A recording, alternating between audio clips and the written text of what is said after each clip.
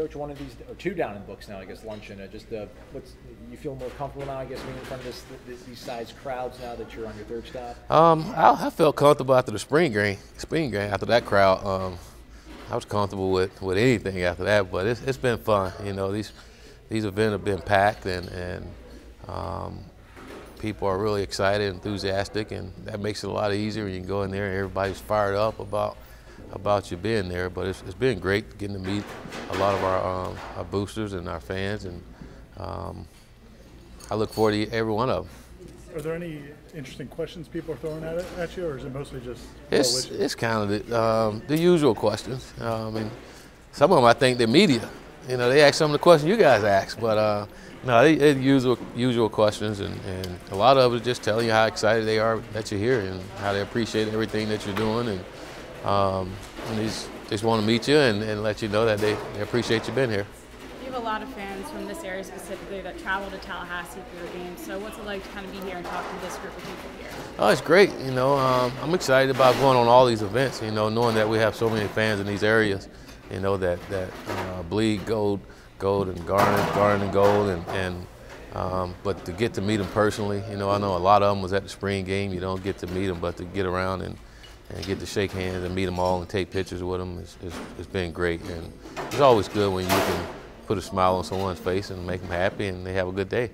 You mentioned how just packed these events have been. Just what do you think that says about you that they're so excited to come here and hear what you have to say? Well, it's not really about me, you know. I don't like to say it's about me. I think it's just about Florida State and the way we want things done. And they're excited about where we're at and the things that we're doing. And I think everyone is excited about getting back to our winning ways and doing things the right way. And but it shows me that they're passionate about Florida State University, and it helps you get up every morning to go to work and take care of your business, because you know a lot of people count on you to do a good job. I know you recruited him briefly, James Blackman, but in terms of what you saw of him when he was in high school and what you saw from him in 15 practices, I mean, can you kind of say how you might have seen him grow as a 17-year-old kid to now, I guess? Well, I think when we was recruiting him at South Florida, we had a chance to see him on 707, and he was a good football player. You saw that, and then Florida State offered him. We kind of felt we knew we didn't have a chance then, you know. But it was great to be here this spring and get to coach him, you know. And the kid he's very competitive, and he don't like making mistakes. And sometimes you got to come down and let him know it's all right, just play the next play. But he's passionate about it, and he comes up and studies football, and he wants to be really good at it. And that's what you can appreciate as a coach, that he wants to be really good, and he's going to work at those things. And say he's a great teammate too. The one thing I noticed is that his teammates love him, and that's important. Is there any sort of, like, I guess you might have been undersized when you were in high school, and he's obviously not the most jacked young man. Is there anything you've seen him that reminds you of, like, yourself maybe when you were? Yeah, we both small, and I told him he was skinny, and I said, that says something when I can call you skinny, you know. And he looked at me and said, Coach, this is a different kind of skinny, you know. But again, I can appreciate it. I can appreciate his toughness, you know. I played at 175, you know. So I hear people always say, you got to get bigger, you need to do this, and he will. You know, the kid was a freshman. He's going to continue. He's gained about 12 pounds already. He's going to continue to develop. You know, sometimes we want kids to develop a lot quicker than they do, and he's going to develop and continue to put on some muscle and get a little thicker. Don't know how much thicker, but he'll get bigger. But the thing you like about him is his toughness. You like the fact that he's highly competitive, and he's a great teammate. You talked about how important this time of year is for the players to take what you did in the spring and take the next step before you guys get back with them. What does that look like? I mean, I know 7-on-7 is a thing, or individual workouts, but like, can linemen do things? Can defensive players do things? Yeah, I know the things that our guys go out and do. They actually go out and kind of do a whole practice. I mean, like we did in spring ball, and they do it within an hour. You know, they're not out there longer than an hour, and they go out and go through it all. And that's the beauty of going through spring ball, is that they understand and know how we're going to do things. So now they can go out and do it on their own. You know, the key is to get all those guys out there, because it's voluntary. And so, like I told our guys, that's going to say a lot about our football team. Is how often we out there and how much work we're putting in. To me, this is the most important time during this off season when we're not around them. Is how you guys get together and work and come together and continue to get better on the things that we did in spring ball. So I think our guys are fired up about it. I think we have enough guys to make sure that teammates are out there. And again, if we want to win and win the things we want to, then they're going to work on it. Do you designate, okay, you guys are in charge with keeping people accountable, or does that just come from them? It comes from them. It's got to come from them, you know, and that's something we've been preaching to our guys from day one is you guys got to hold each other accountable. You know, you guys got to look out for each other, but more importantly, you guys got to work on those things to get better. You know, we don't have a lot of time to do it as coaches with them, so a lot of it's going to be on them going out and working and doing the things they need to do to get better as a football team. But we met last week with each player individually and evaluated them and told them what needs to be done. But more importantly, we talked about how this team is going to grow this offseason, this summer, now that they understand what we're doing offensively, defense, and special teams. And now it's on them to go out and continue to do those things and work on them. We keep hearing about pace of your offense, and that's obviously conditioning. But in terms of the strength aspect, what do you tell Airlay, or is that pronounced as? Yeah, Airlay. All right. You can call him Coach O. All right, Coach O. Like, yeah. What do you like? Do you instruct him at all, or do you just trust his ability to get these guys right? Do you look at it and like, I need these guys to look this certain way or lift this certain way? No, I trust Airlay, and I've been with him for a while now, and know that he does a great job. You know, and when he came to us at South Florida, just watching how our guys' bodies change. Tremendously, and watching how stronger they got was big. And the same thing we went out to Oregon, and the same thing here. You know, our guys.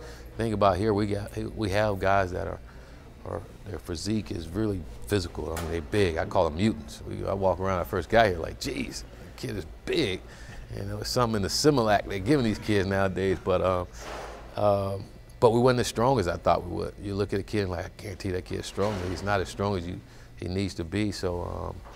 That was important to us. This winter conditioning is going to be important this off season to get stronger and do things that's going to allow us to get stronger. You know, the one thing that's been impressive is Coach Airlay does a before and after picture. You know, at the beginning of January, and he take a picture after spring ball, and it's amazing how much the body has changed. And on a day-to-day basis, you don't necessarily see that, but for our guys to see the before and after, it gives them a lot more confidence in what they're doing and more buy-in to what Coach O is doing with them in the locker room or in the weight room. Any photos that stood out to you, like, dang? Yeah, Marvin Wilson.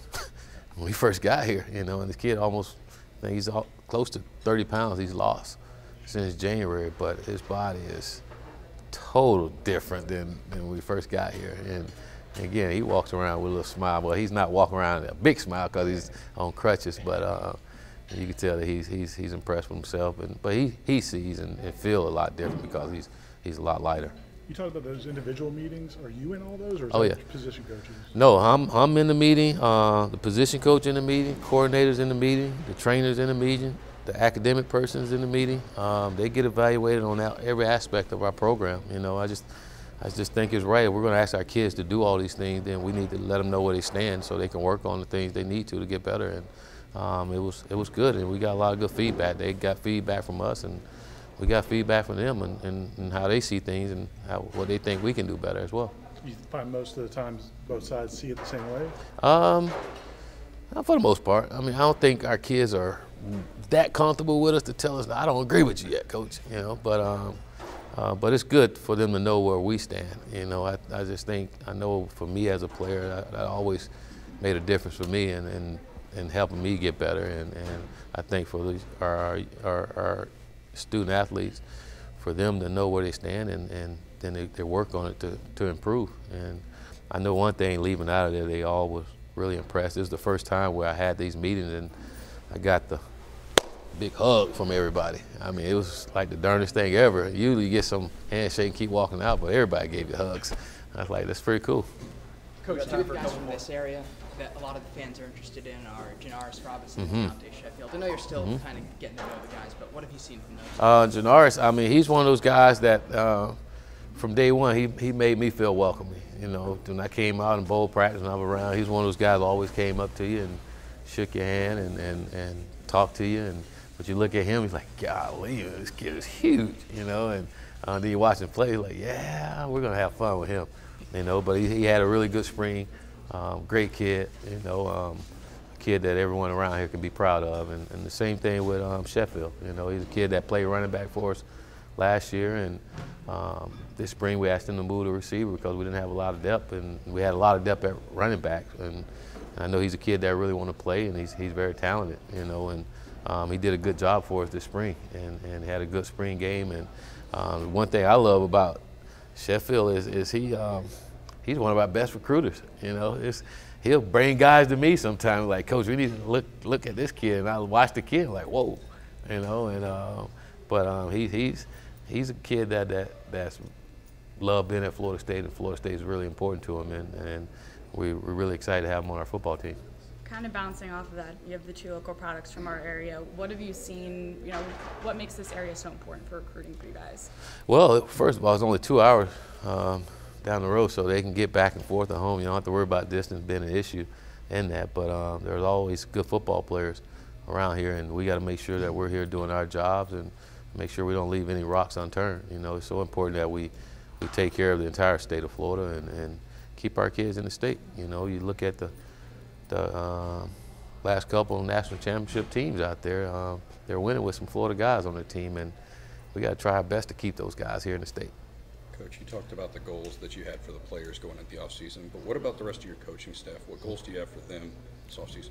Well, we got to do a great job in this spring recruiting. You know, get out and get to as many schools as we can and get us as much information as we can on the kids. You know, that don't ever stop recruiting, and continue to get to know our guys on campus and being great mentors to them. We got to continue to help those guys grow, and then continue to get better as a coach. You know, there's always things you can do better and learn, and I think after going through spring ball, our guys understand and know exactly where we're at with our players and know what we need to do going forward to get better, you know, but always getting better and do a great job in recruiting. That don't ever stop, and our guys are doing a great job with that, and yeah, represent Florida State University the right way.